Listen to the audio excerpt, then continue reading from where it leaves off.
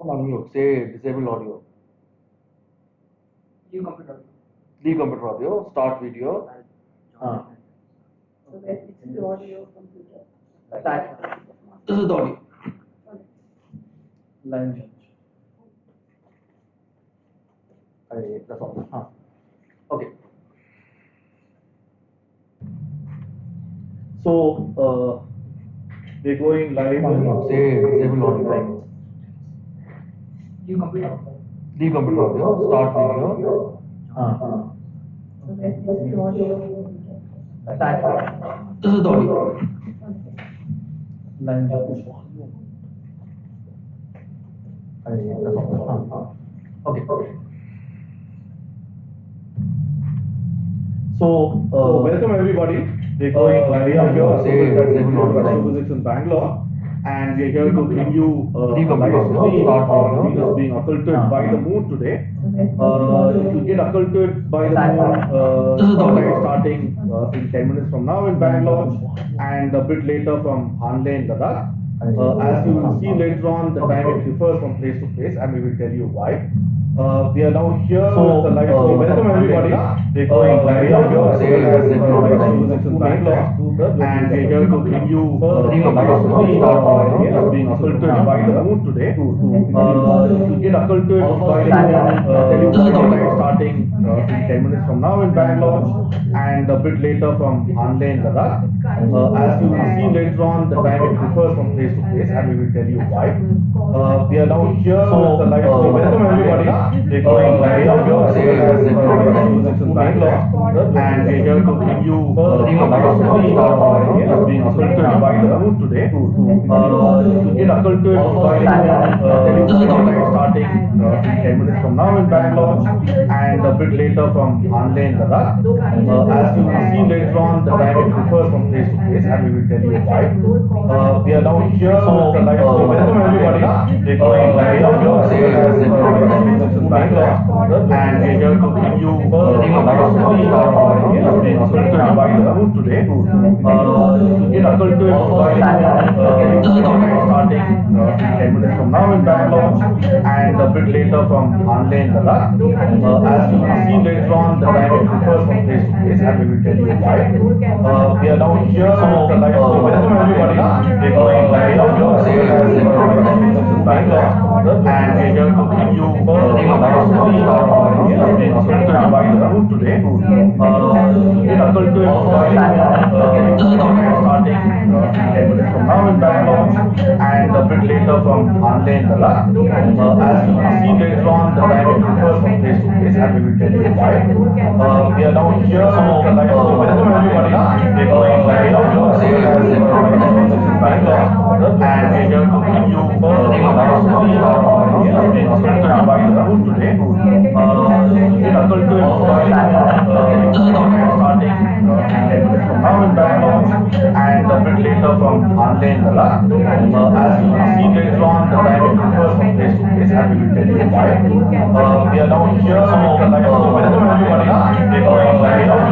Astrophysics in Bangalore, and we're here to bring you a live stream of Venus being occulted by the moon today. It will get occulted by the moon sometime starting in 10 minutes from now in Bangalore, and a bit later from Hanle in Ladakh. As you will see later on, the time it differs from place to place, and we will tell you why. We are now here with the live stream. Welcome everybody.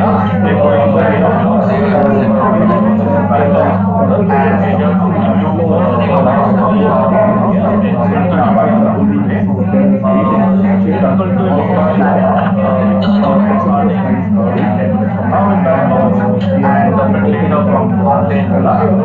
As you will see later on, the time it differs from place to place, and we will tell you why. We are now here with the live stream. Welcome everybody. We're going live here. Astrophysics in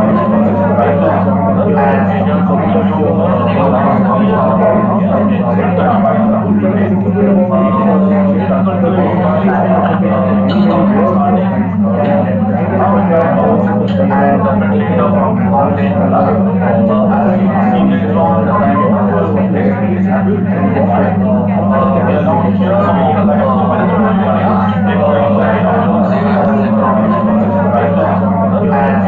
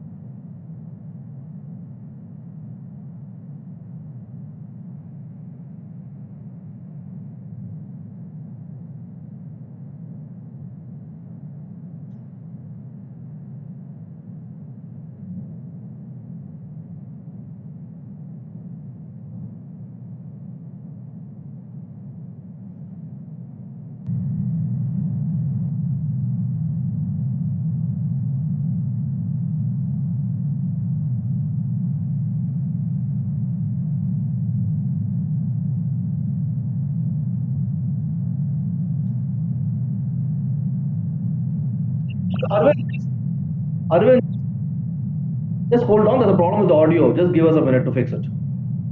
Yeah.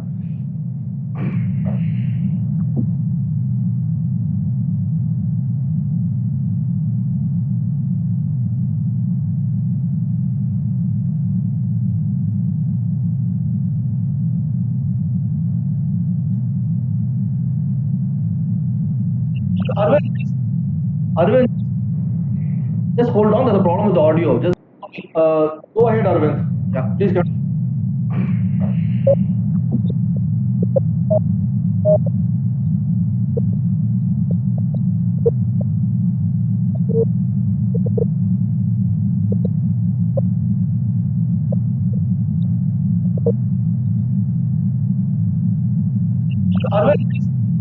Arvind, just hold on. There's a problem with the audio. Just go ahead, Arvind. Yeah, please go.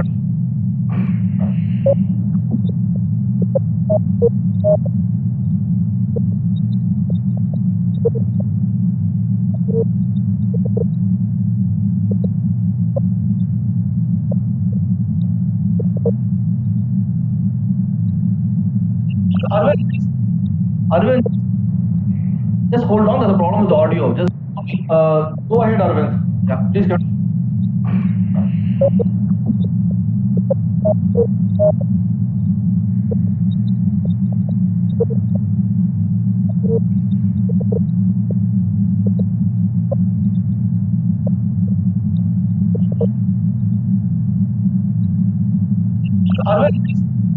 Arvind, just hold on. There's a problem with the audio. Just go ahead, Arvind. Yeah, please go.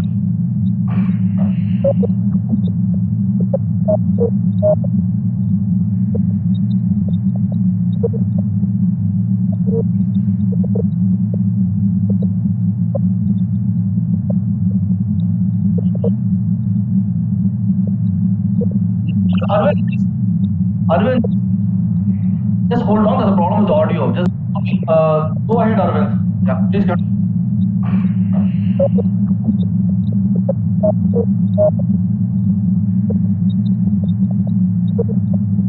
UT radio telescope to time the occultation, observe the occultation of galaxies by the moon, and then you could get very accurate positions of the galaxies. Just hold on. There's a problem with the audio. Just go ahead, Arvind. Yeah, please go.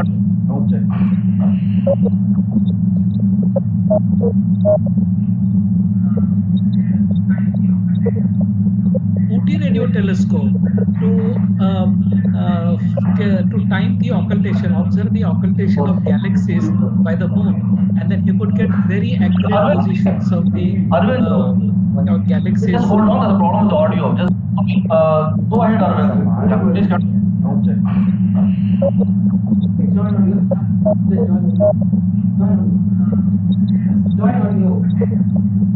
UT radio telescope to time the occultation, observe the occultation of galaxies by the moon, and then you could get very accurate positions of just taking time, so friends, the galaxies. Just hold on. There's a problem with the audio. Blank. Let me go ahead, Arvind. That there are various apps which are available, and there is an International Occultation Timing Association, which is called the IOTA, and on their site you can find the to time the occultation, observe the occultation of galaxies by the moon, and then you could get very accurate positions of just taking time, so friends, the galaxies. Just hold on. There's a problem with the audio. Blank. Let me go ahead, there are various apps which are available, and there is an International Occultation Timing Association, which is called the IOTA, and on their site you can find the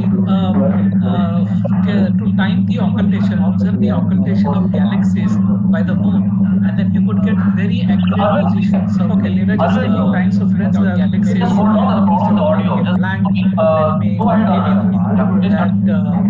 there are various apps which are available, and there is an International Occultation Timing Association, which is called the IOTA, and on their site you can find the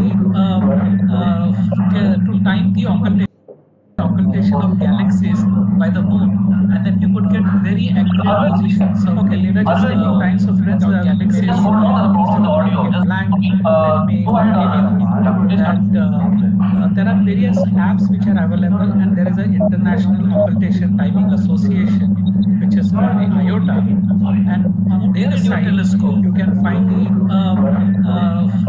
to time the occultation of galaxies by the moon, and then you could get very accurate positions. So, okay, Lena, just taking times of friends, galaxies, just hold on the audio, just blank, let me and there are various apps which are available, and there is an International Occultation Timing Association, which is called the IOTA, and on their site you can find to time the occultation of galaxies by the moon, and then you could get very accurate positions. So, okay, Lena, just taking times of friends, galaxies, just hold on the audio, just blank, let me and there are various apps which are available, and there is an International Occultation Timing Association, which is called the IOTA, and on their site you can find to time the occultation of galaxies by the moon, and then you could get very accurate positions. So, okay, Lena, just taking times of friends, galaxies, just hold on the audio, just blank, let me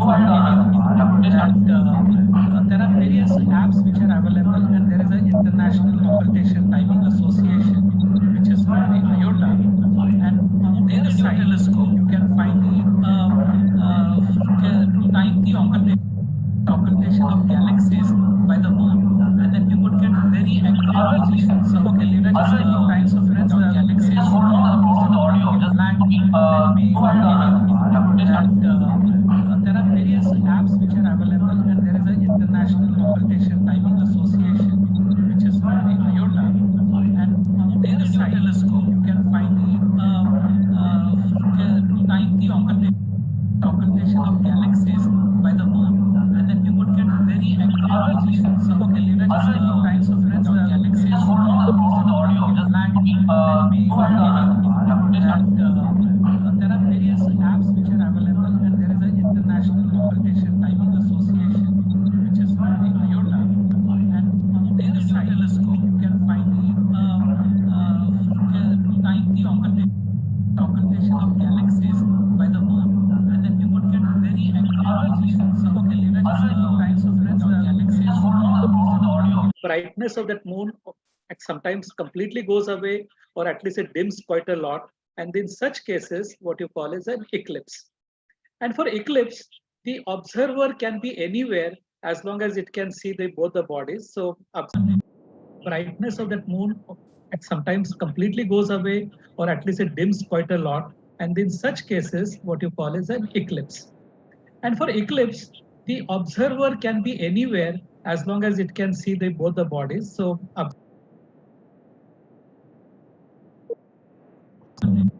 brightness of that moon sometimes completely goes away, or at least it dims quite a lot, and in such cases what you call is an eclipse. And for eclipse, the observer can be anywhere as long as it can see both the bodies. So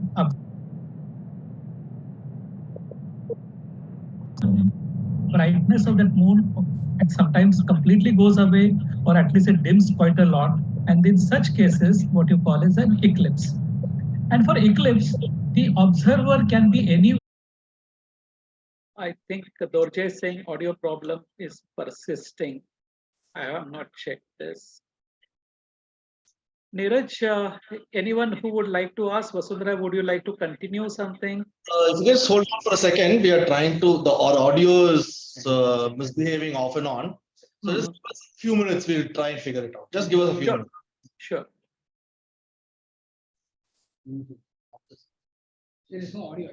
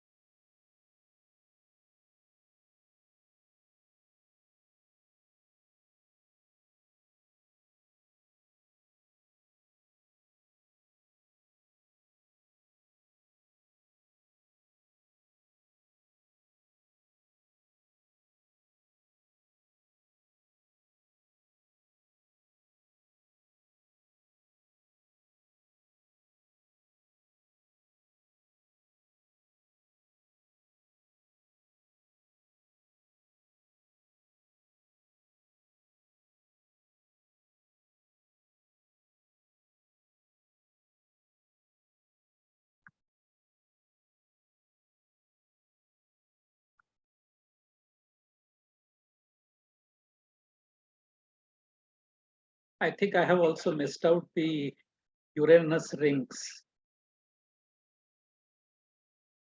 Those were discovered from Indian Institute of Astrophysics as one of the major party in that.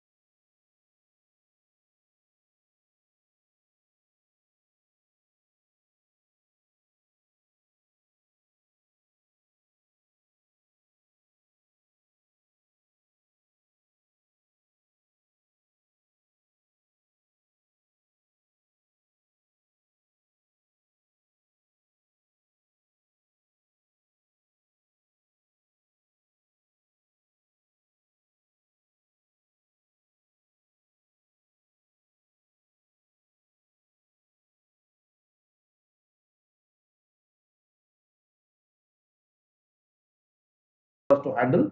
We are expecting that we will be able to show you the disappearance of Venus from Hanle at 4:45. But currently Hanle is cloudy, so if the sky is clear, then we will be able to show you. We're very sorry about that too, but then no, that is not in our hands. We hope you're hearing us. If you can hear us properly, please do say so on the YouTube comments. Thank you.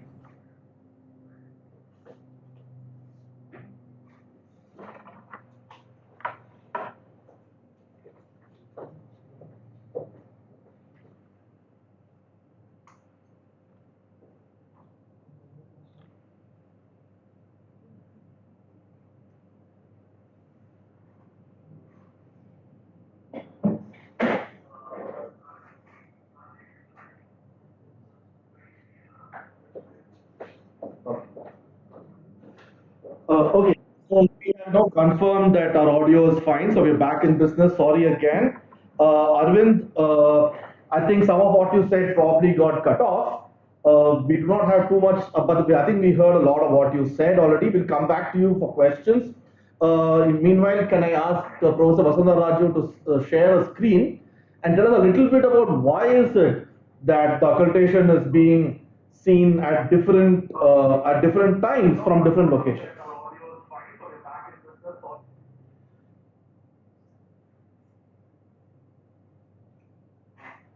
As you will notice, the timings of the occultation are different from different parts of India and the world. Good evening, everybody. Good afternoon. Yeah, so this is this slide. The slide which I'm sharing with you gives the track of the path of the occultation of Venus. It starts from reappearance from the southern near this Cape Town, and then it disappears on the east. Now there is. Oh, Vasundhara Raja is Vasudha Raju.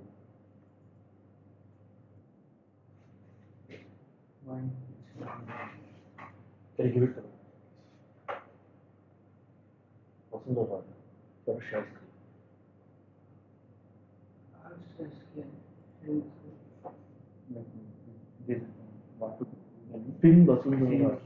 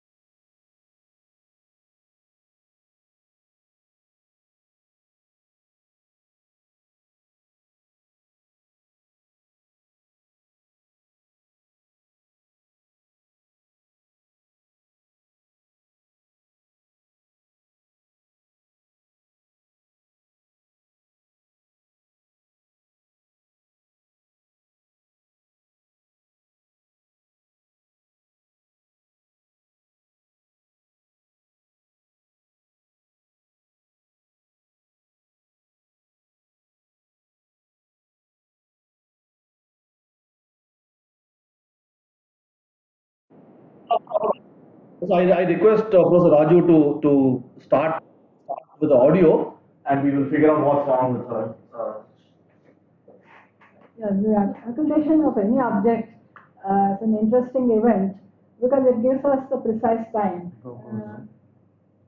The occultation of Venus and the other bright objects were of interest in earlier days, as Professor Hanle mentioned. In case of lunar occultations, our interest change time to time as more and more data is available, and we need to look for elsewhere for more higher occultation. But this reminds me of the occultation of the usual events of the occultations of the. Okay, now we are back to yes, this is the track of this path. As the moon moves in front of Venus, the events start from near Cape Town, and then it go and then it passes through India, and then it goes east. Now our question is why is that different locations have different observing times? For that, let's look at the second slide. Yes. So this is exactly. So we see that from different places we have the occultation timings different. At Leh it is 4.53 starting and ending at 5.37. But if what starts earlier down south. So we are going to see. Let's see why this happens. So let's first see the orbit or the geometry of how this occultation takes place. This arrow moves.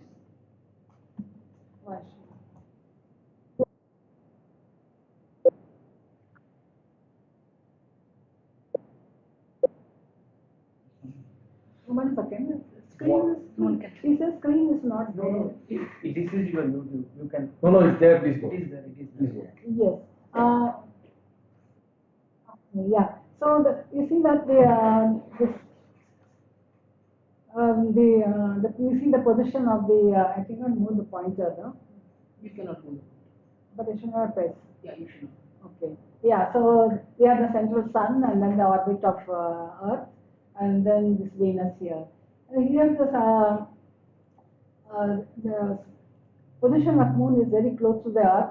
You can see here that this scale is given 0.2 AU, but the distance, average distance of the moon from earth is 0.002 AU, so you can't really draw it. But nevertheless, 3 days back when it was new moon, the position of the moon was somewhere on the line joining the earth and the sun.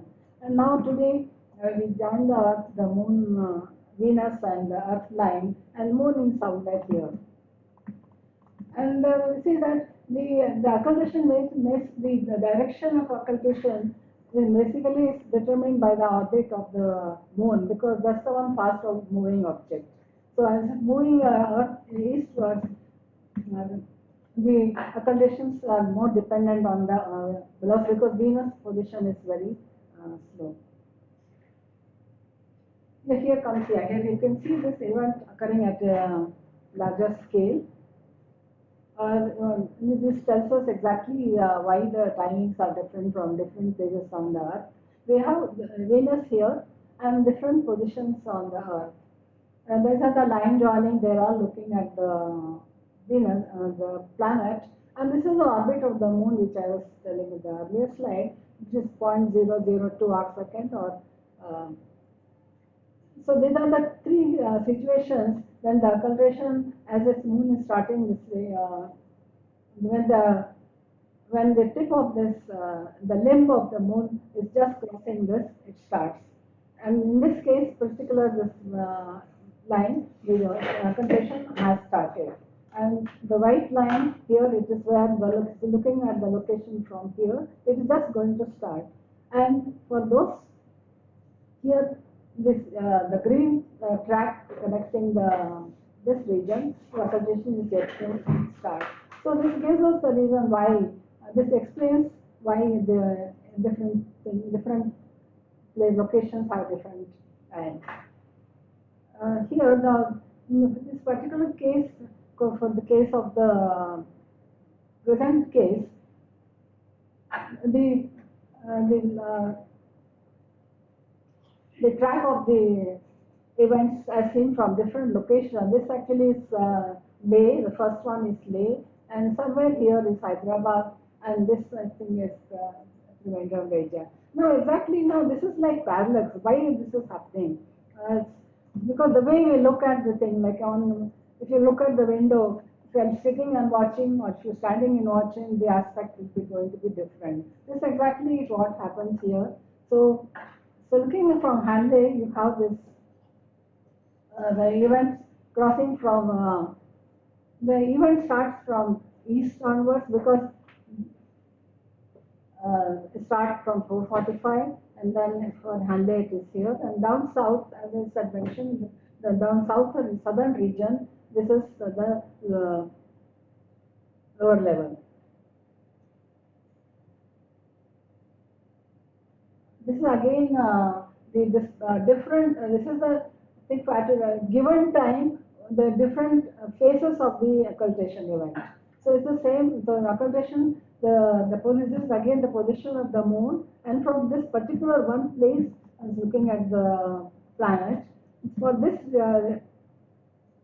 the position at this time when the moon is here, the occultation is just going to start. The Venus is going to disappear behind the limb of the moon, and this position, the planet is going to re-emerge from this end. So this gives us the how from a given place, at what phase of the event we are looking at. And this again is not to the scale. I think this is the end of the event. And the interesting part is today's event, the occultation, the reappearance happens at the dark edge, and this reappearance is the bright edge, and the disappearance is from the dark edge. Back to you, Nirus. Thank you, Professor Raju.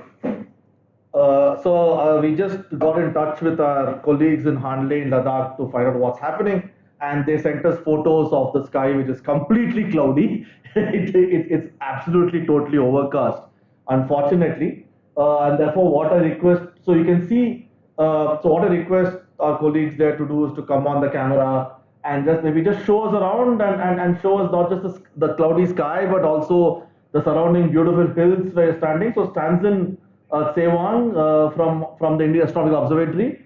Welcome. Can you unmute yourself and just show us around the place and so that we can see that there is no clear sky at all. If you're muted, Stanton.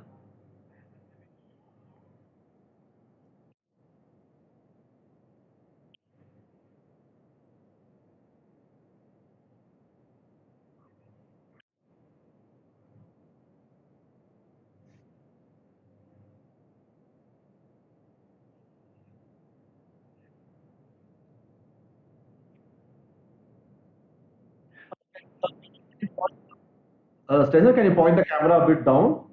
So agar and maize. Yeah, and then you can tell us a bit about it, please.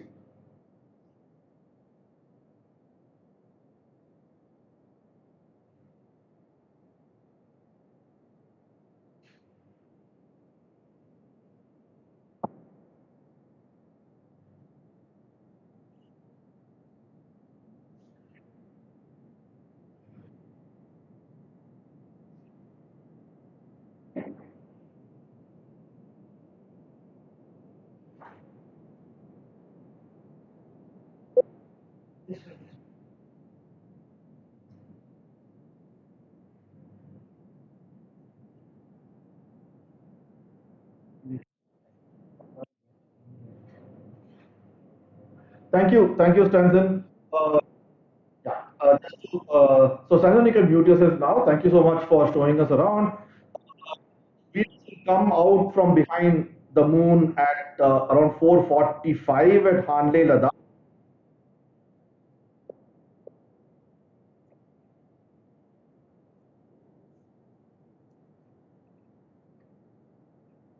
Thank you, Stanton.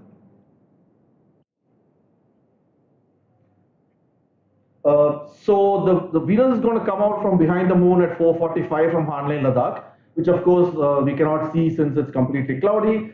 It's going to come out from behind the moon at 5:43 in Pune, and we'll bring you that feed in a bit, which has been run by our friends from Jyotirvidya Parisanstha. In Bangalore itself is going to come out from behind the moon at 5:40. That is and we hope that we'll bring you that as well. So we in the meantime, so we have around 45 minutes. So I think I'm going to start taking questions from YouTube, and I'm going to ask Arvind Paranjpai and Vasundhara Raju to answer them. I will read out the questions for you. Most of the questions here are about the fact that audio is not good. But I request people here to write down your questions on YouTube and about the occultation, and we will then try and answer them.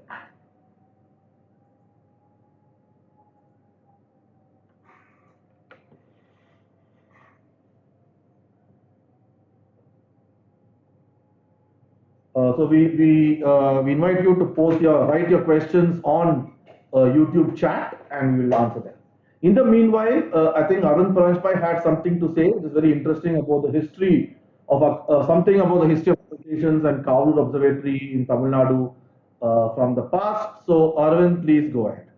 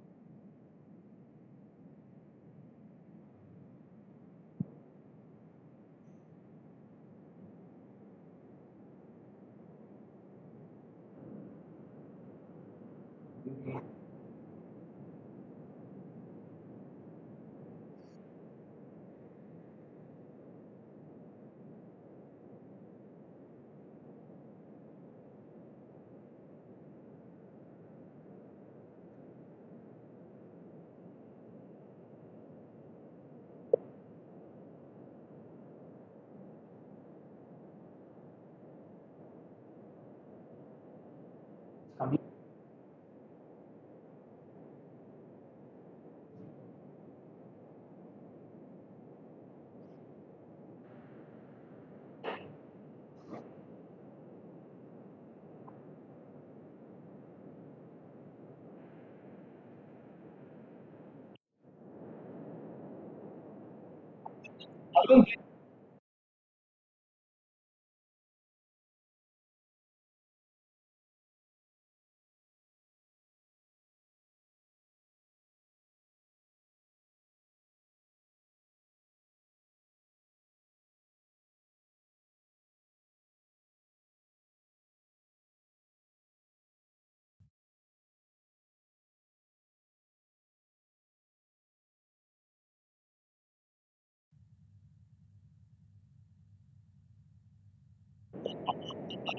Just hold on for a second. There seems to be some problem with audio again. Just hold on for a second, please. What was the problem? Now,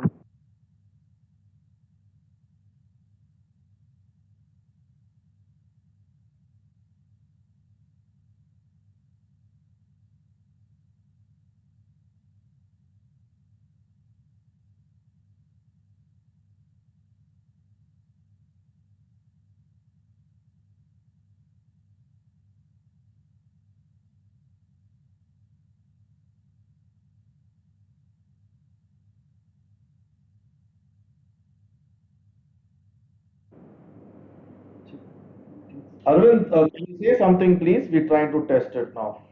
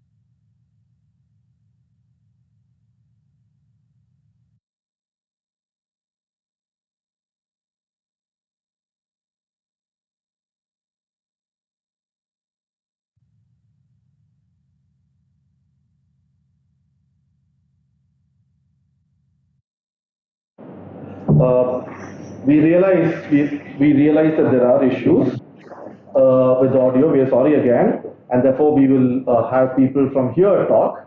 One question is from, and we'll ask Professor Raju to answer. One question is from Young Minds Astronomy Club in Mangpu. How rare or frequent are occultations?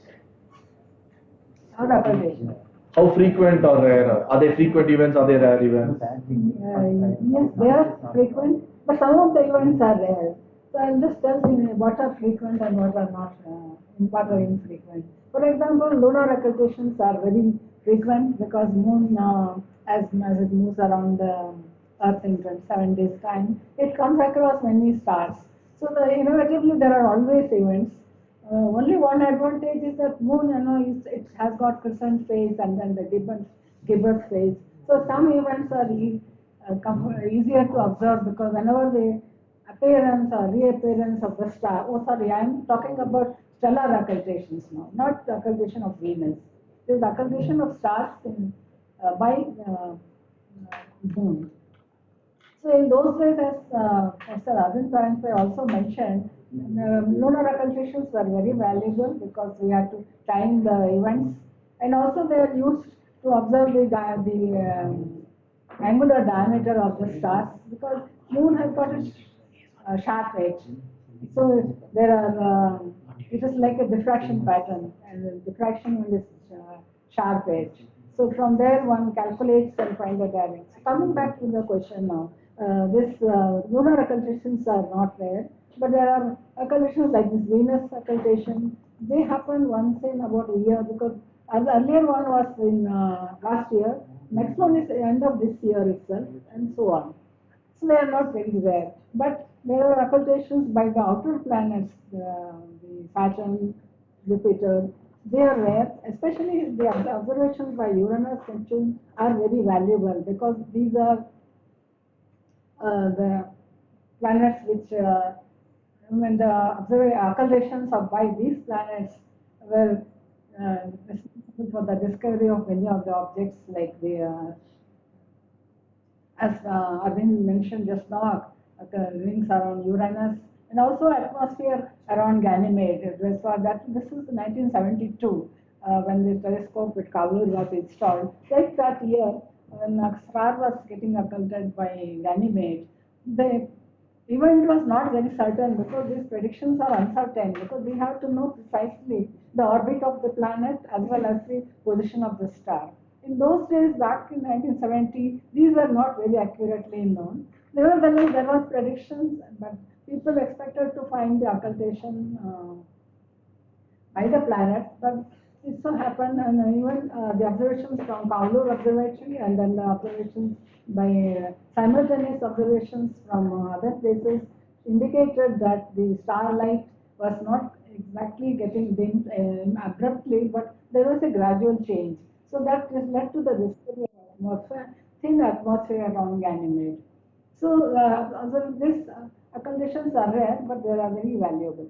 Thank you, Professor Raju. I also should mention that talking of lunar occultations and diffraction, one of the in 1972 or so, there was a radio telescope built in Ooty called the Ooty Radio Telescope. It observed around 330 megahertz, and it was built for the explicit purpose of looking at lunar occultations of radio sources in the radio regime. And in fact, because the lunar edge is extremely sharp, they could, through diffraction, measure the sizes of the radio sources, which are very, very small, much smaller than the resolution of the telescope itself. And from this they could gather a body of evidence, which went to show that the Big Bang theory was actually right compared to steady state theory. This was work done in the 70s, and at that time it was the world's largest telescope as well. So there's another connection to lunar occultations in India. There's one question which I want you to answer because that's something many people are worrying about. From Amol Sangle, which says, it's asking, does the occultation increase the gravitational pull on the Earth? And can I add another question? Therefore, is there any effect on Earth? That's something many people worry about. So, could you? No, that cannot. There's not any. It is actually this. If we are referring to like something like Earth Moon distance, when there is a full moon or new moon, we say the tides are there on the ocean because of the tidal forces. But occultations now in this particular case, Venus is very far away, and so it's not likely to, significantly affect, or rather likely to affect. Exactly. So in fact, these are just natural events, and as the planets on the moon go around, we see them passing in front of each other now and then, as seen from Earth, right? But then, just to reiterate what Professor said, these do not have any effect on us. The extra gravitational pull, because Venus goes near, is in the same line of sight as Moon, is negligible, and therefore there will be no measurable effect on Earth because of this. Even and same is true when, for example, periodically you have planetary conjunctions, right? When Jupiter and Saturn come very close to each other, like it did 2 years ago, and there was a fear again in the media that this might mean higher than usual tides, which is not true. The excess gravitational pull because Saturn and Jupiter come very close to each other is again negligible on Earth. It's almost impossible to measure.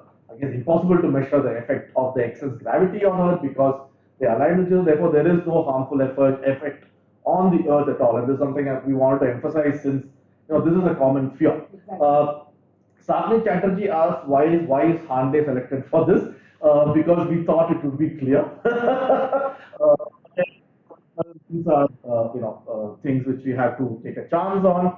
Jyotirvidya Pai Sanstha is live streaming from Pune. I think they have slightly better clearer skies than we do. Bangalore, the sky is now slightly clear. Therefore, we hope we can live stream the reappearance at 5:40 of Venus from Bangalore. The next question is from Aravindan. He says, what is the significance of the lunar occultation of Venus? Either scientific or just visual or even for outreach. Right? No, these are just events because when one object comes in front of the stars are there in front of the moon, it gets blocked out. Light from the star gets blocked out. That's the only thing. But it had a lot of importance in the earlier days because they gave precise, like the prediction says that an event will happen at particular time. And that's what we did those days in 70s back then. So we timed our observations, occultation, we used to really take a stopwatch and measure. In those days, there were not photoelectric recorders like in 70s. Later on, it started. So the difference between the observed time, actually, when you see the flash, when you see the reappearance, or when starlight disappears, and that's predicted, there may be a difference. The difference could be due to several reasons. One, maybe the change in the dynamics of the moon there's a slight modification needed in our knowledge, or the position of the star itself is unknown, is slightly it's not precisely known. There are hills or valleys on the moon edge of that really gives the change in the things. But they're useful nevertheless in modeling. Thank you for that. If there are any other questions, please do put them on YouTube chat. There's a question from Ranjan. Is there any other live streaming link from high resolution telescopes for this event? The problem with this particular occultation, as we are seeing, is that this is occurring in the daytime for most parts of the world, and therefore, and which means the sun is high up. The moon is only 35 degrees away from the sun, which means that the sky is very, very bright. And therefore, if you have to manually point the telescope to the moon, it is a bit difficult because the moon also is only the third day. The third day of the waxing moon is a very thin crescent, and therefore the people are finding it difficult to even locate it unless you have an automatic mount on your telescope. It's also why there have been multiple live streams from across the country, hoping at least some of them will be able to catch it. But then the reappearance of Venus from the moon will be visible because the sun will be much lower in the horizon by then. The sky will be slightly less bright than right now, and we hope we can bring it to you from Bangalore, where the skies now are clear. We were talking of occultations and so on, and you talked about the fact that occultations can use to give us important information, for example, the Ganymede atmosphere and so on. But right now, people also started doing this new thing I hear where people are following occultation of asteroids, star bias for mapping out the shape of the asteroid. And in fact, this exercise is being done by many people, including Jyotirvidya Sanstha who are here from Pune, where the idea is that you time the appearance and disappearance of the star by different parts of the Earth, perpendicular to the motion of the asteroid, and then you can actually take the shape of it. And can you say something about that? Which is fairly new and it's happening in the last 10 years. Yes, these but best observed from You are dense. muted. Oh. Yeah, so this is best observed in the high density where the density of observers is large. Many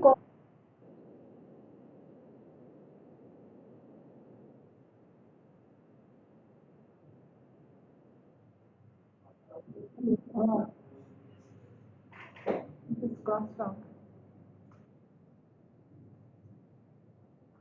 So the asteroid shape of the asteroid, which Nevis was telling, and also not only the shape of the asteroid, there have been also instances where a satellite of an asteroid has been discovered this way.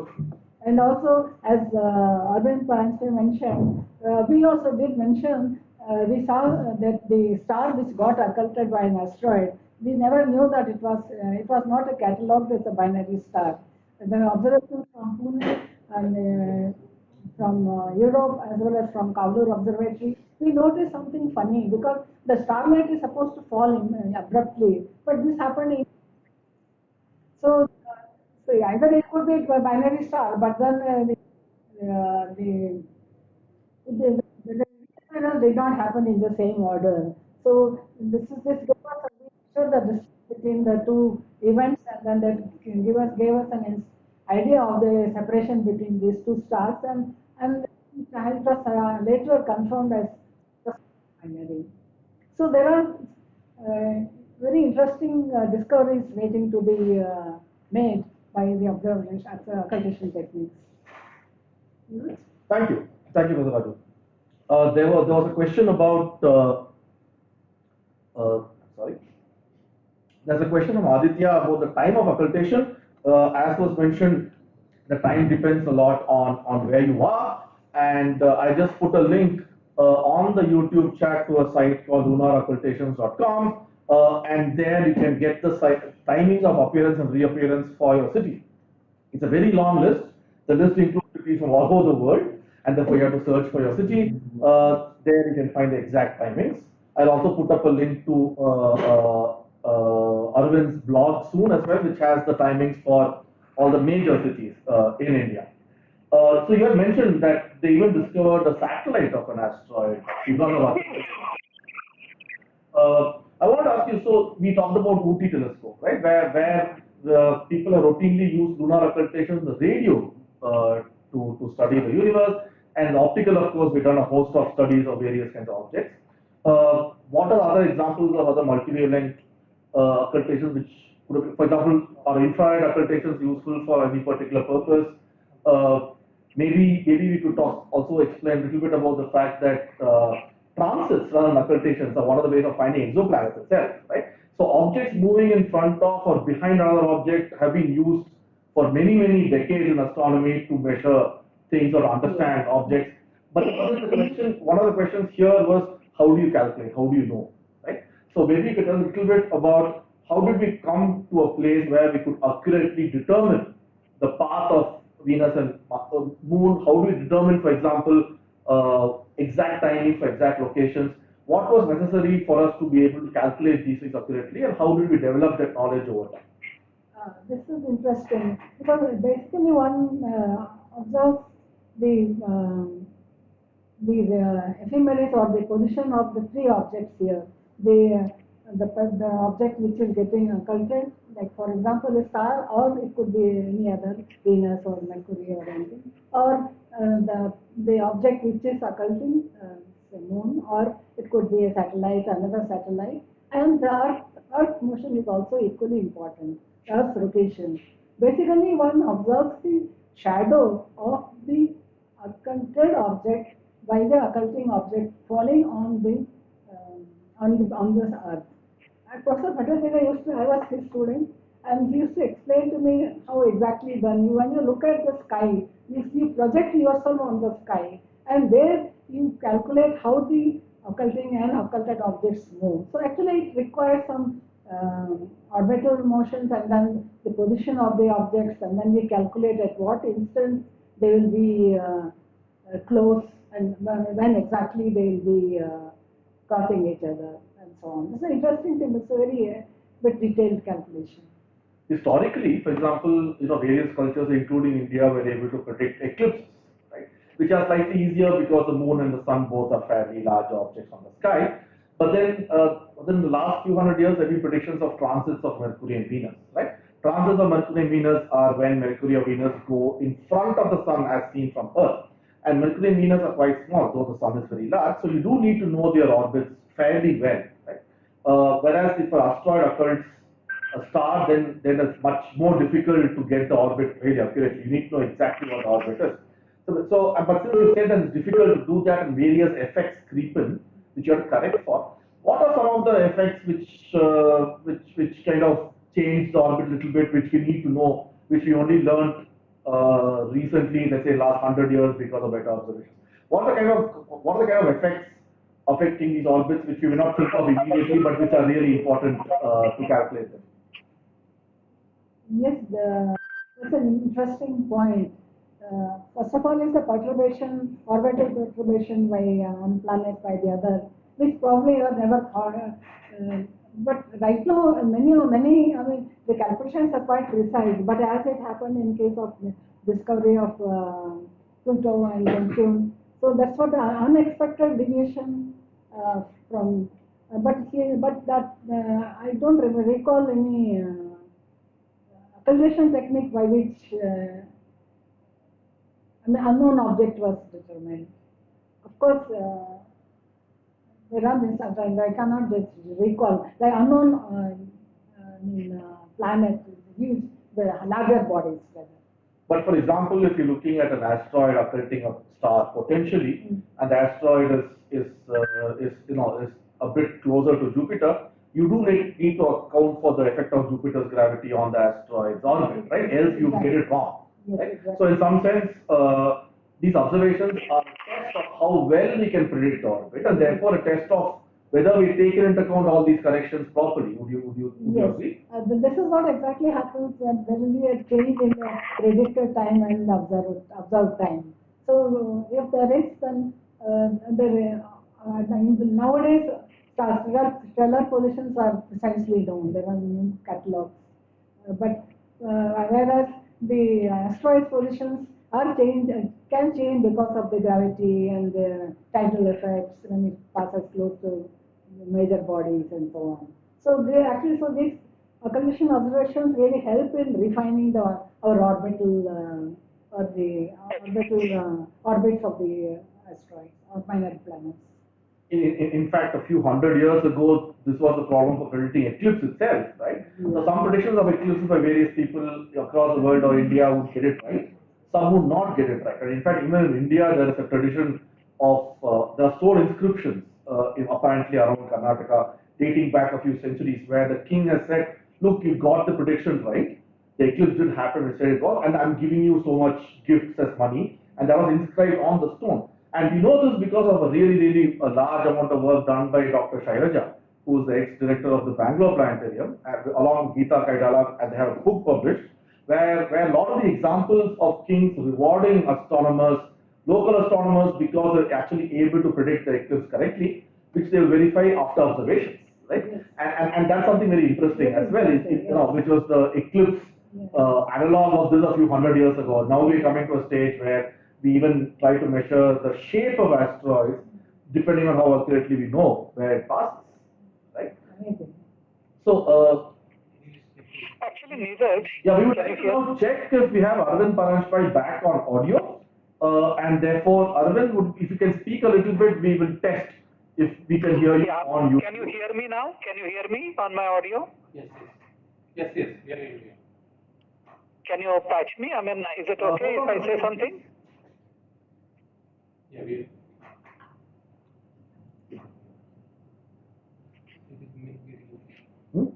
Okay, Arvind, we are ready to go. We can hear you, and therefore please go ahead. You were saying something before you start saying, continuing what you want to say. I want to read out a question by Vijay Dorairaj, Arvind, for you. So tonight the moon and Venus should appear very close to each other. Tomorrow night the two will be 13 degrees apart, which is what he asks. So let me reframe the question. How close will Venus and Moon be tomorrow morning, and then tomorrow night, and then day after morning, and so on? And can we see them close to each other with the naked eye? Yeah, actually, one thing they should remember tonight, even whether you see occultation or not, but soon after the sunset, it will be a glorious view above the western horizon where you will see Venus just below the moon. Now, moon every day moves by about 50 degrees towards. It moves towards the east. 50 minutes of time, no, sorry. So by that amount, moon will be going away from Venus as seen from the Earth. So it will continue to do so. So it will keep changing, and that happens every 28 days. So 1 month from now, even though there will not be an occultation, but it will be a very interesting sight to see moon and Venus very close to each other. So that is what will happen over a period, in next few days. Thanks. You heard it here first, people. So if you go and look at the western sky today, just after sunset, you will be able to see Venus just poking out on the bright side of the moon, and it will be a glorious sight to see. And if you see it tomorrow, they will be much farther apart, and so on. And that's something you can see for yourself with your naked eye. You don't need telescope, you don't need binoculars, etc. We invite people to post their questions on YouTube chat. We will take them as they come along. In the meantime, Arvind, sorry, we had cut you off when you were talking about something. Would you like to continue? Yeah, I just wanted to tell another very interesting set of observations which were done in the historical observations, and that is that you remember that Galileo Galilei could not make out that Saturn has rings because his telescope was very primitive. Then Huygens, he actually made a better telescope and he saw the disk around Saturn. Now people did not know what it is made up of. And then in 1859, James Clerk Maxwell, he mathematically showed that it can't be a disk like, DVD or CD. It has to be a large number of broken particles. So that is what he had mathematically proved, that it will not be a one full disk. And then on 9th of February 1917, which is I just picked up my data, there were two amateur astronomers using 9-inch and 5-inch telescope. They saw occultation of a star, 8th magnitude star, by Saturn. And when they were looking at that particular star, what they saw, that the star was continuously blinking, which proved that Maxwell's theory was correct. So there are too many historical occultations which have actually helped the progress of astronomy. So that is one point. Another point which, because we have large number of amateur astronomers, I'll say that myself as an amateur astronomer, I think you should watch one occultation by yourself and you will get hooked onto it.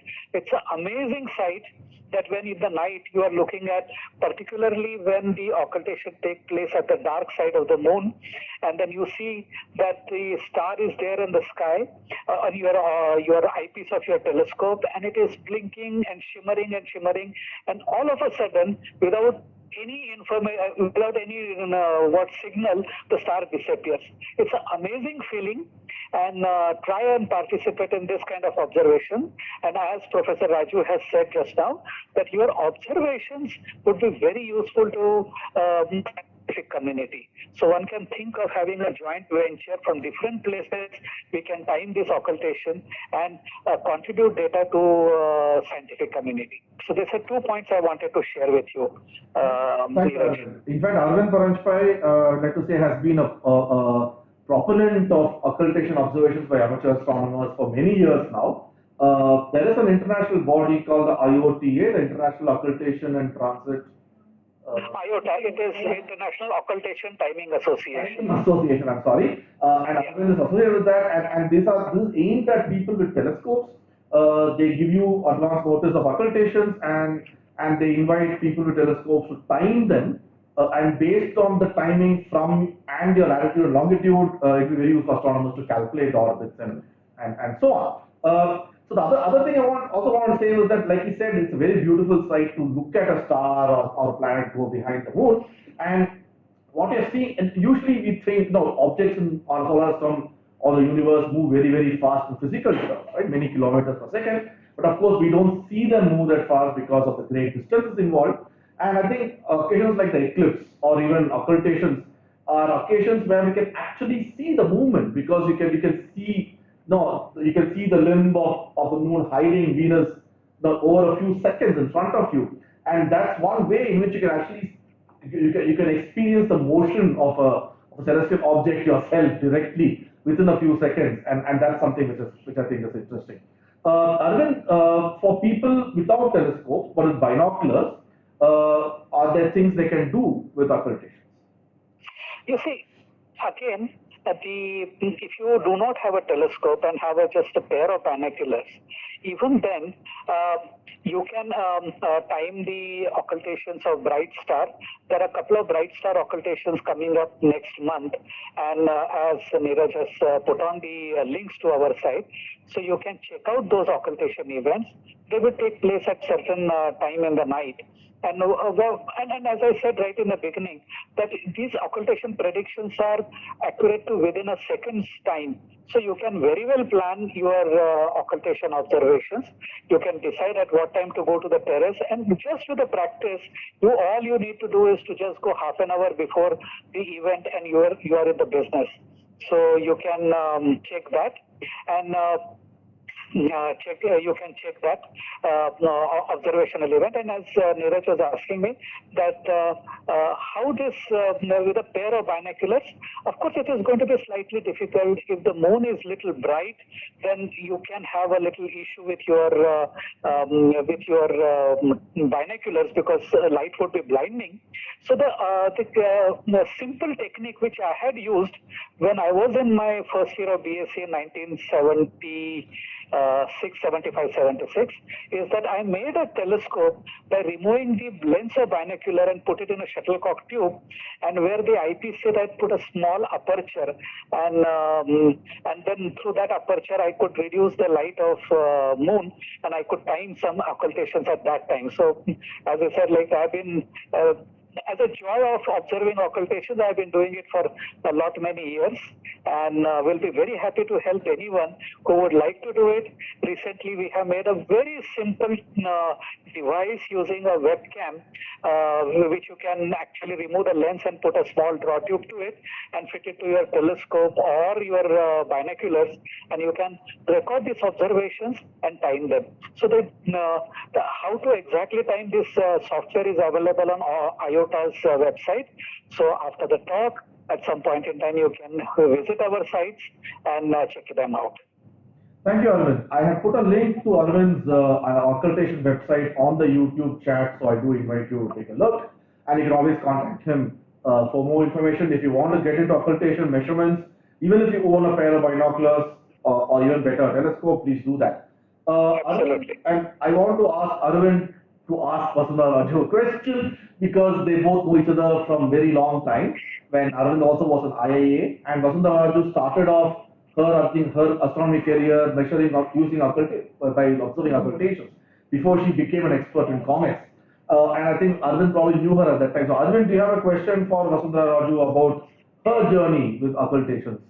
Actually, yes, though I have heard it before, but for the listeners and viewers who are checked in, I would just like to ask this question again. That do you remember your first event and how exciting it was? So could you narrate it to all of us, your observational experience and excitement of actual taking observations? Yeah, yes, of course. Actual observations are always interesting, but I also like to express my journey at Kowloon, because the first observations, as you mentioned, were timing as well as, because the timings are very important in occultation. We had the radio, the BBC radio, and then we have to exactly at 13 hours duty set our clock and with a stopwatch. But then still we could do it within plus minus 0.3 seconds accuracy. Then later came the other equipment, then GPS. Now we have the fast photometry. So I'm really thrilled about the developments that are being done in this field of occultations. And the last set of events we observed was the Jupiter's doing the mutual events of Jupiter's satellites. That was 2021. So then again, occultations of the mutual events gave a lot of information about the position of the satellites and the dynamical evolution of the satellites, precisely due to the gravity, tidal interactions. So it was interesting. So when was this when you started? Actually, maybe I think I should remember that you had this, timing was so critical in this that there used to be a 10 megahertz beeps. So every second one beep used to come, and at full minute you have to go and stop your stopwatch. It was a big high tension adline moving through your blood. I'm sorry, she is speaking. Am I breaking? So it was exciting as well as Exactly. scientifically useful. Yes, Right? and then in order that our data is useful, time is the foremost. Exactly. And measuring time has been one of the motivations driving astronomy itself for many centuries, right? IIA itself, the institute where we are here, owes its origins to what was called Madras Observatory, started in 1786, and by the British, of course. At that time, one of the main motivations was to measure time and position accurately. And measuring time has always been a very, very important problem in astronomy. Now, of course, we have GPS, but as Professor Raju said, in the past, people had to resort to very clever techniques of doing it, and I think we've come a long way indeed. There's a question of Vijay Dorairaj. He's asking whether solar eclipses can also be termed as occultations. So, Professor Raju first, then Arvind after that. Solar eclipses, in general, if you use the occultation as a common word, we can. Yes. But generally, it is used for a smaller object getting obstructed by a larger object. In general, but there is no hard and fast rule. Arvind, this is a matter of terminology, isn't it? It's a matter of terminology. Yes, very true. Eclipses have been historically eclipses, a solar eclipse and lunar eclipse, etc. But when you talk about, suppose you want to truly define the event, then I feel that when the angular size of moon is bigger than the angular size of the sun, then it is an occultation of sun by the moon. And when it is smaller, then we anyway call transit, lunar transit, or transit of moon on the solar disk. So technically, you can make this distinction, but of course, historically, we have been calling them eclipses. Yeah. In fact, if you just look at objects passing in front of other objects in general, that's been very important for astronomy. Right? For example, the transit of Venus and Mercury were used to measure the absolute distances between objects in the solar system itself. And for many centuries, we had fascinating accounts of astronomers traveling to remote parts of the Earth to measure the exact moment Venus or Mercury enter the sun's disk or leave the sun's disk. And they were used to measure, for example, the actual distance between Earth and Sun in kilometers. So objects passing in front of other objects has a very glorious tradition, history in astronomy. Won't you say? No, and another thing also, Neeraj, I think we should point out that the exoplanets, occultation is another event by which exoplanets are being discovered. So occultation observations are not lost, but in fact they are going very strong in finding out the exoplanets. So it is there. Yeah, a lot of astronomy seems to be about objects hiding behind other objects. So just to elaborate on what Arvind said, exoplanets or planets around other stars are being found increasingly. I think now we've crossed 5,000 of them, I think, recently. And one of the ways in which we detect exoplanets again is when the planet goes in front of its parent star. And sitting next to me, accidentally, is a student doing his PhD in IIA on exoplanets, Swastik Chaudhary. And therefore, maybe I'll ask him to explain very briefly how do you detect planets by the transit method or occultation, and whether you have yourself done anything similar. Yeah. Hi, Anuj. Thanks for the question, and it's really interesting.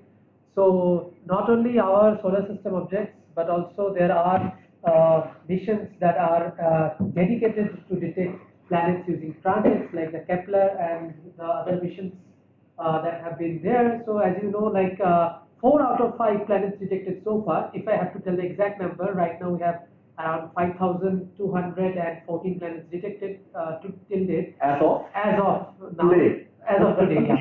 And the planets detected by transit is around 3,900. That is 4 out of 5 approximately planets detected are from transits. which is really interesting, right? And I mean, so most of the objects that we see outside our solar system, they are not exactly like a copy of Earth, but they are orbiting their stars much closer to their systems. They are at a distance much lesser than the distance from the Sun and Mercury. So there's a lot of interesting objects that you can really see out there. Yeah, and Swastik is almost finishing his PhD and is working on exoplanets, and therefore the transit method or occultations are extremely important Yes, exactly. for this PhD. Yes, and just to add on this, detecting these planets so far from Earth is not very easy, and the amount of light that actually is being kind of occulted is very less. Like roughly how much? So let's say if it's a Jupiter-sized planet, let's say it's like around 5 times the Jupiter mass, then it will be around, let's say, 96% of the, I mean, only the 4% to less than that of the light will be occulted. So you're saying that when the planet like Jupiter goes in front of its parent star, Yes.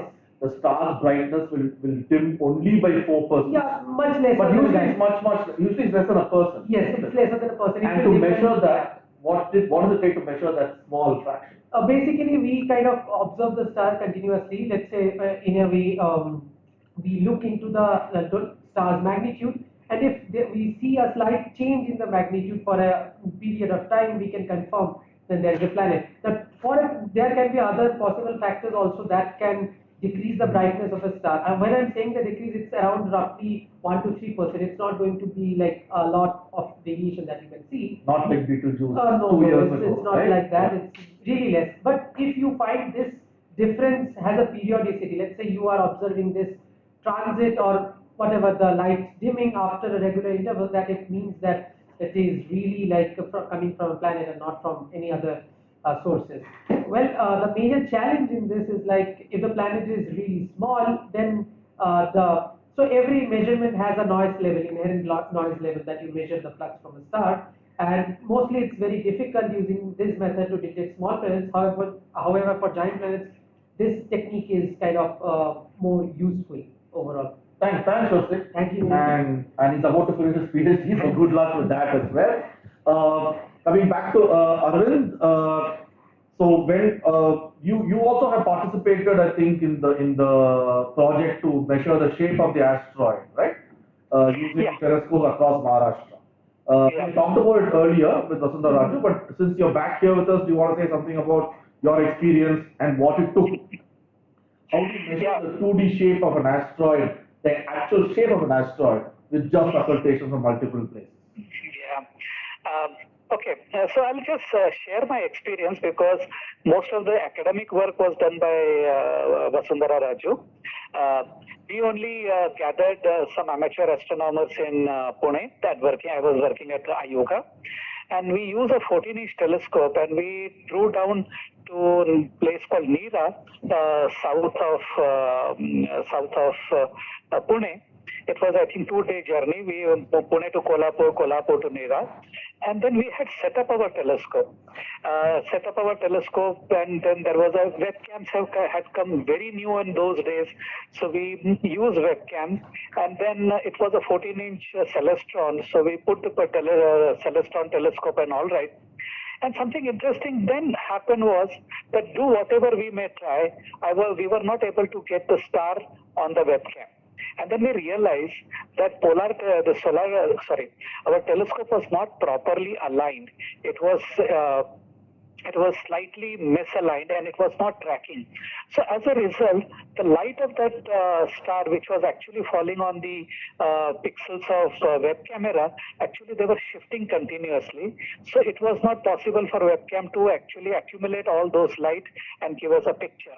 So we made a very proper alignment of that telescope, and sure enough, we got the star. And then we took a recording, and then recording was analyzed, and the recording was sent to to Dr. Vasundhara in Bangalore. They were also observing from Kavlur, and I think there were 3 or 4 stations from different locations. I think one from France. So people observed it, and I think the paper was published where some amateur astronomers were authored to that paper. So what once again I would like to appeal to amateur astronomers is that first make yourself comfortable with observation of occultations using your simple webcam or telescope and all that.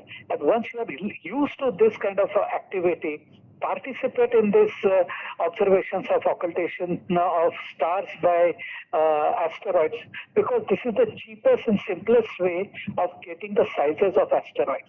You see, you can also get a profile of asteroid where people observe the event from, say, one latitude range to upper latitude range over the distance of something like 100 kilometers, then you can draw the profile of that asteroids, and people have done this kind of an exercise. So I would once again appeal to all the amateur participants here that it is not very difficult. A simple 4-inch now today even 4-inch telescope can be used for occultations, observations. You have very good cameras have come into the market. You can make use of those and then participate in this activity. And with Professor Raju, Indian Institute of Astrophysics, all the scientific institutions in the country and planetariums like ours, we will help you out in every possible way that you would like to participate. Thanks, Arvind. And the reason that we're able to measure the shape of the asteroid occultation from different places is also the same reason why the Venus occultation timing is different from different places, right? So, Vasundhara, would you like to say something about that? Why these two are linked, right? The same phenomenon. Vasundhara, would you like to say, or shall I continue? No, let Vasundhara explain that when we come back to you, Arvind. Yeah, so I was saying that, yeah. Yeah, usually the predictions are made assuming the object is a spherical body, because we have no idea of the actual shape. So the best assumption is spherical body. But then the timings will be off, or they will be either before or after, and so on. So whatever is the difference, and along the track, that is the actual material which is then instead of the circular limbs, you have a limb which is either which occurs earlier or later, and so on. There may be mountains, or there may be valleys, and so on. So and that is this actually one observation of an asteroid is useless. 2 is okay, but if you have as many as possible, I remember in US the IOTA group has as many as some 50-60 chords, so it beautifully maps the entire asteroid. So this is. So what they do is, if you have an asteroid, for example, like this, and then the asteroid is moving across the star, let's say in this direction, then they have locations perpendicular to one Earth. Yeah, right? across the shadow, and each location will time the duration over which the star disappears. The star will not be visible, right? Yes. And therefore, when the asteroid starts moving in front of the star, when it comes out, right? And since the asteroid moves this way, if I see it from here, I will know exactly that the star disappears from between here and here, let's say. But if I see it from this location, it will disappear from some other point to some other point, and so on. And this outline traces the shape of the asteroid itself. And the reason this happens again is because from different parts of the Earth, the asteroid subtends slightly different angles. There's a parallax to the asteroid, a little bit, right? And this again is the same reason as to why we see the Venus occultation happening at different times at different places, because again of parallax, because the moon is quite close to us. Arvind, would you like to comment on that? Yeah, not on this particular thing, but just further to that is that, as I had said earlier, that participation is important. And one thing you should remember, that when occultation, suppose you are observing an occultation, you are expecting the star to disappear for a certain period of time.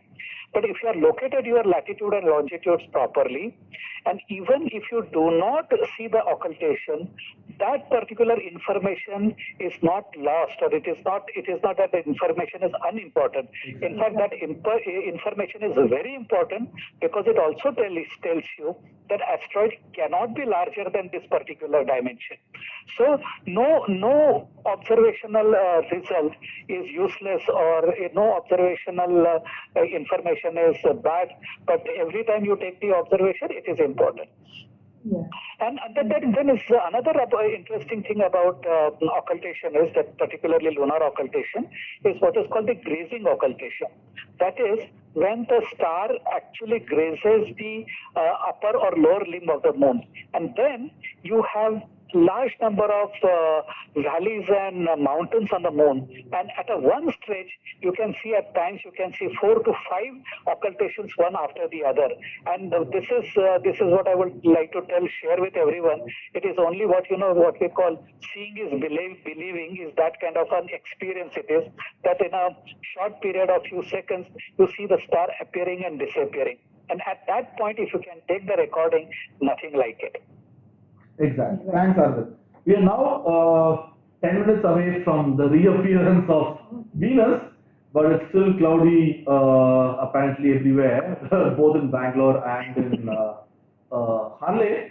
Hanle, of course, I think is not going to clear up because it's fairly thick clouds. Bangalore, the clouds are patchy, and we're hoping that it will miraculously clear around the moon exactly in 10 minutes time. So let's hope so. We have Prasanna Deshmukh and Dipanjan on the terrace. They are people, they are IA staff who are trying to get us the live stream. We have Tenzing and his colleagues in Hanle. Here we have Crispin Karthik, Amit Gautam, and Rasik Chaubey earlier, and Vikrant Pulamati trying to get all the Zoom things going. And they've been running around a lot to make sure things are okay in spite of the audio failing. So apologies again for that. So, and we are here from, on behalf of SCOPE. SCOPE is a Science Communication Public Outreach and Education section of IIA. We have done similar programs before, for example, for the eclipse, and unfortunately this one is cloudy. But we do invite you to look at the eclipse YouTube video from before. It, I think, went on for 3 hours, and that was very, very eventful, because you could actually show the eclipse from 3 different locations in India and abroad at the same time.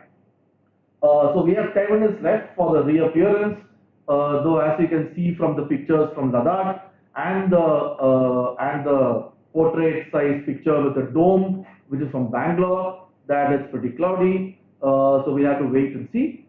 In the meantime, YouTube chat has been fairly quiet, and therefore if there are any questions, you can post on YouTube chat right now, and we will try and answer them before 5:40, and then we will wait patiently.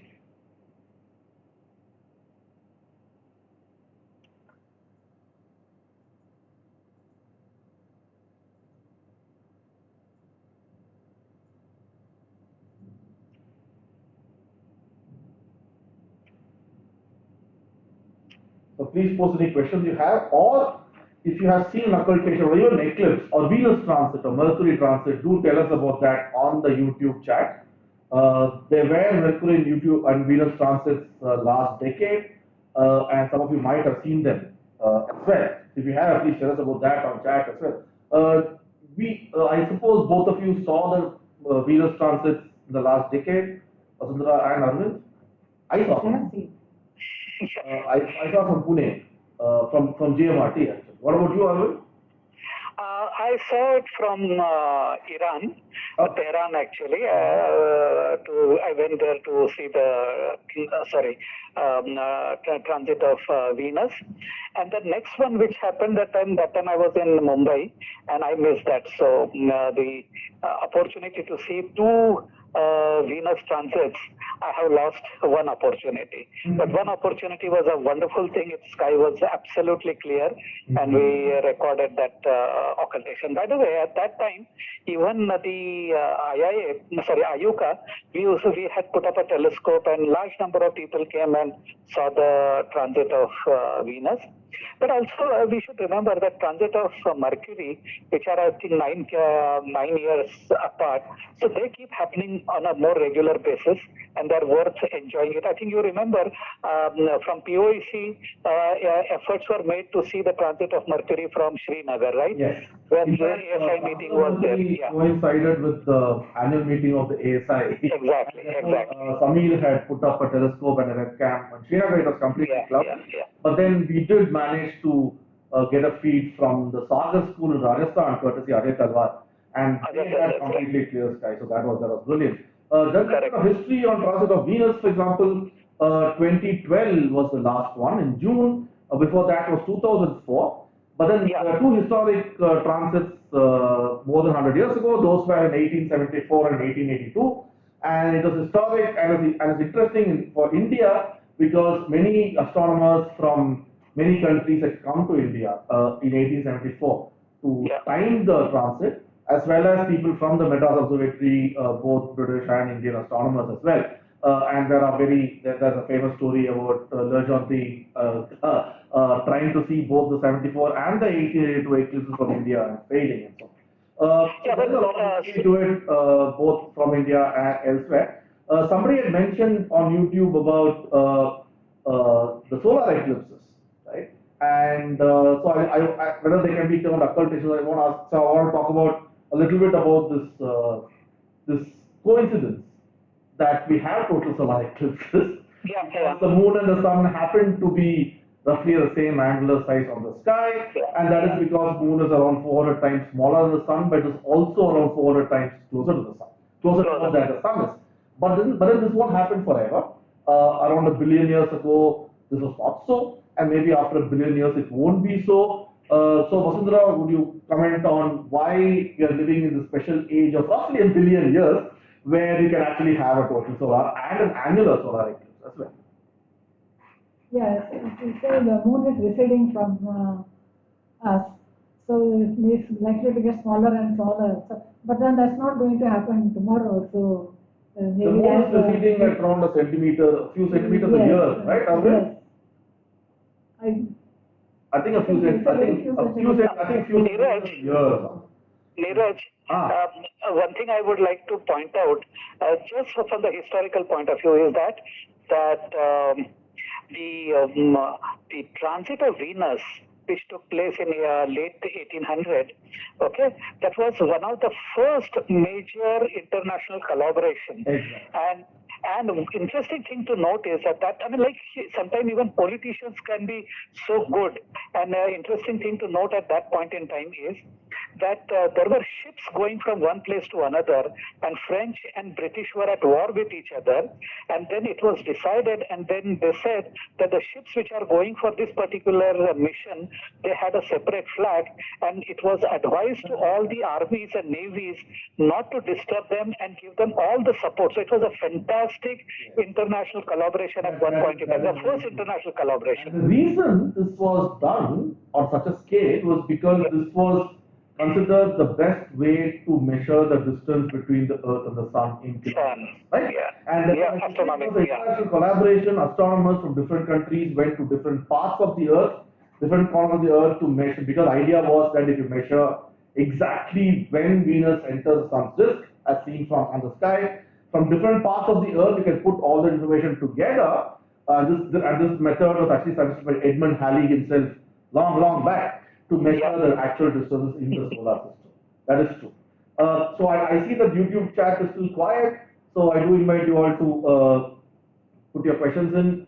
There is a feed now from Bangalore. The circle part, the part of the circle you're seeing in the Bangalore feed is the eyepiece. It's not the sun or the moon. This is the eyepiece view, and it is completely cloudy here. So in fact, the Hanle feed, you can even see the clouds moving.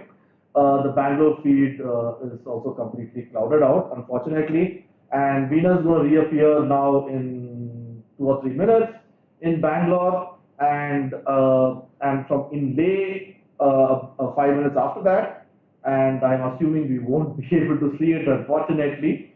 We hope that some other places saw it with the clear skies and we can look at the feed later.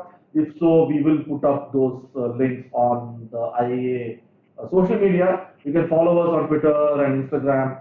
Our handle is IIA Bengaluru. That is IIABENGALURU. So we will try and find live streams which actually were able to see the occultation today with clear skies and put them up there for you. Arvind, do you have any other questions for Vasundhara? Since you both go a long way back in observing things like the occultations in Gavalu, right? So do you have any other questions for her? Yeah, actually, if scientifically, if she can explain the diffraction pattern, I think it's a Fraunhofer diffraction pattern, isn't it? That when the moon occults a star, then the diffraction pattern that you get is the Fraunhofer. Is that correct? If I'm not mistaken. Yeah. So, as the shadow moves and our photometer is fixed, so we see different part of the diffraction pattern. So you really see, but we need to have about millisecond timing accuracy. 0.1 second to get at least. diagram. That's exactly the radio observations were successful because it depends on the wavelength of the. So kind of add to what Professor Raju said, I think what Arvind was asking about was what we call stellar occultations by the moon. The moon, as he said, is a very sharp edge, or roughly a sharp edge, though it might not be exactly smooth because of craters, of course. But the star is a point source, right? And therefore, as the moon limb moves across and covers the star, it won't disappear all at once. Yes. To our eyes, it looks like it disappears all at once. But we're able to measure the light from the star every millisecond. You would notice that over a few tens of milliseconds or so, the star's brightness will ultimately go to zero because it's hidden. But before it goes to zero, it will go up and down a bit, right? So it won't just smoothly go to zero. The light from the star will slightly increase and decrease and increase, etc., and then slowly go to zero. And this fringe or this up and down ripple is the diffraction pattern she was talking about, right? And from the diffraction pattern, you can actually estimate a lot of things, right? For example, in principle, how big the star is, right? And in fact, for Betelgeuse, this has been done as well, right? And the exact radio analog of this, where you can measure the size of the radio galaxy very, very far away when the limb of the moon crosses it, because again, the radio flux from the radio galaxy won't go to zero immediately, but will go up and down a bit. It's again the diffraction pattern, but in the radio wave, and that is what was used by Uti to kind of prove the Big Bang theory over steady state, right? So have you yourself, Vasundhara, observed the diffraction patterns from a stellar occultation in the time? We have recordings of it, so we did model and tried to use it, but then some other events, some other observations came and somehow we didn't pursue. But you said that you had to measure the brightness of the star every millisecond. Yes, we need a photoelectric. So how do you do that? What was the instrument used at that time to do this? In those days, we had the photoelectric photometer and a fast photon counting unit. It was all done in-house. So it was built in IIA. Built in IIA. Built in IIA. Because if you don't measure it that fast, you will miss the diffraction pattern because it happens over a few tens of milliseconds, I'm assuming, right? There's a question by Vijayan Doreraj. He said, not a comment, he said he's seen the star Aldebaran getting occulted by the moon. That happens quite often, right? And Arvind, maybe you can tell us a bit about why Rohini is special. And also, he's also said he's seen a transit of Mercury in the 80s. So that's fantastic. People know that Aldebaran or Rohini gets close to the moon a bit more than others. Do you want to talk about that a bit? Yeah, but I think one point which we should also make it clear to everyone, and that is that when we talk about diffraction patterns are very much wavelength dependent. So when you try to observe such event, then you actually put a filter, a slightly broadband filter, 100 angstrom bandwidth kind of a filter, so that you get information only on that particular color. So when he talked about this Aldebaran getting occulted by the moon, again, Aldebaran has sufficient angular size, and if you take that observations, if you were to properly observe this event, it will with the naked eye it will disappear just like that. But as Dr. Vasudhara Raju said, that you need a resolution of at least 0.1 second to see that event taking place. And remember that these are the diffraction patterns. So the pattern from the center, it becomes bright, then dark, then bright, then dark, then bright and dark. So prior to the event, generally the intensity level is high, then it starts going up and down, and just prior to the occultation, before the central light is being blocked by the occulting body, then it becomes higher and then it drops down very smoothly. After that, it is a smooth tapered thing. So the exact time at which the event took place has to be mathematically calculated, and the shape of this diffraction pattern is perfectly possible to calculate mathematically. And once it is calculated, it can be found out what is the angular size. You see, in our colleges, we used to have that experiment of measuring slit width in diffraction pattern. So this is the same kind of event to measure the angular size. And why angular size is important? Because you see all the stars appear to be at infinite distances. Then by parallax method, you could find out the distances to the stars, some of the stars. But how to measure the angular size? Angular size are sub-arc seconds. So this is one of the most important or one easy method by which you can find out, measure the angular sizes of the star. And then if you get some information through other sources, you have that is distance to that star, you have the actual size of the star. So it's a fantastic science of astronomy to measure the sizes and distances to stars. Exactly. Thanks a lot for that. Yes, in fact, so no, you may not be aware that there's diffraction in the sky. and diffraction, which you study in the high school, is actually used by astronomers a lot to get much information about the sources being occulted. Exactly. Arvind, do you want to add something more to that? No, I don't right now.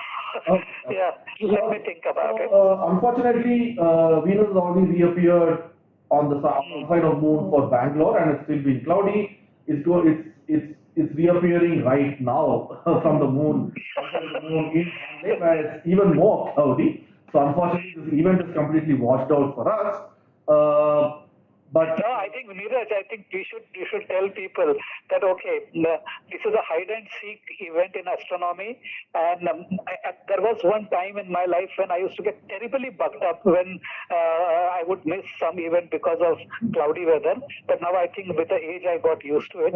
So friends, remember that there is still time. It is going to take some time for it to set, and the evening sky above the horizon should be looking marvelous actually for you. Exactly. A crescent moon and below it bright Venus. Exactly. So do remember, that's very important, because Venus right now is just coming out from behind the moon, which means that as the sun sets, if it's clear, you can see Venus with naked eye just to the other side of the moon, and it's beautiful. It looks like the moon has like a teardrop or a pimple, if you want to be, or a pendant or something, right? I don't know. Can I suggest one experiment right now? I just thought about it this very second. And if you do that, I will also encourage you to go and do it again tomorrow. You would see that Venus moon separation is much more tomorrow, right? And that's because Venus moves fairly fast in the sky as seen from Earth.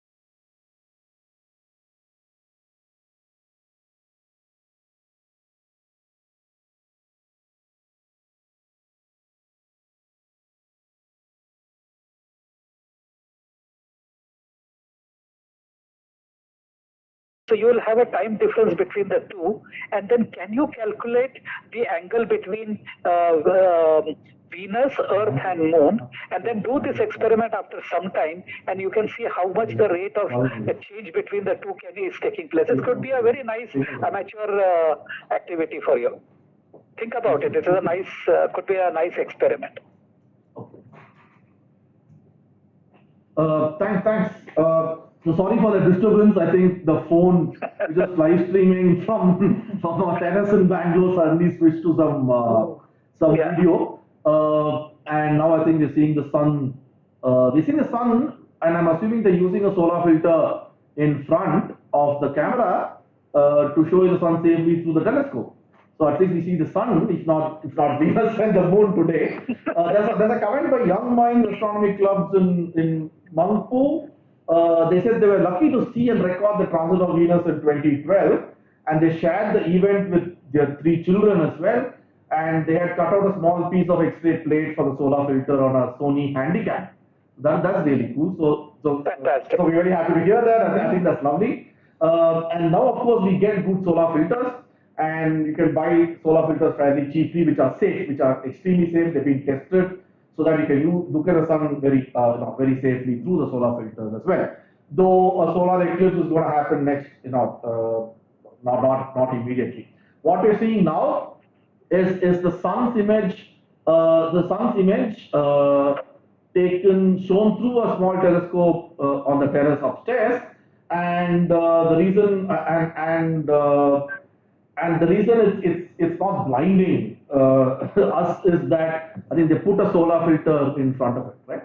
So we have eclipse glasses. I think they put that in front of the camera, which is why you're seeing the sun's image very clearly. But I think we are closing up now because the Venus has reappeared from the other side of the moon in almost all places in India, especially from the places we are at, and therefore we'll have to close now. But before we do, I want to thank both Professor Vasandaraju and Arvind Paranjpai for joining us here and talking to us, answering our questions and so on. We hope you also had fun listening to us, though we apologize for the bad audio and the cloudy skies. Before we do that, I wanted all our volunteers to say hello. They've been involved in what is going upstairs with the Hanle link and so on. And therefore, if you will all just hello to all our friends in Leh. Yes, so we'll do that as well. So I'm going to I'm going to move away and let them come center stage and say hello to you all. Hello everyone. Hi. So that's our team here, our outreach team here. There's Prasanna Deshmukh upstairs, and I'll also ask Stanzin to unmute and say bye to people and yeah. Any last words from Hanle? Okay. Everybody in Hanle for arranging a live stream. We are all very sad that it's cloudy, but cloudy skies are hi. Now we see all of you.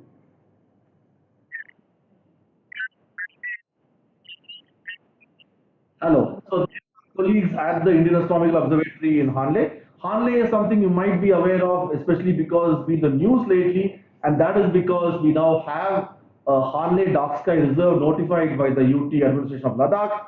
A region of around 22 kilometers around the Hanle Observatory has now been notified as a Dark Sky Reserve. What this means is that the local communities are working with us along with the administration to preserve the darkness of the skies. The dark skies are one of the darkest you can get in India or even South Asia.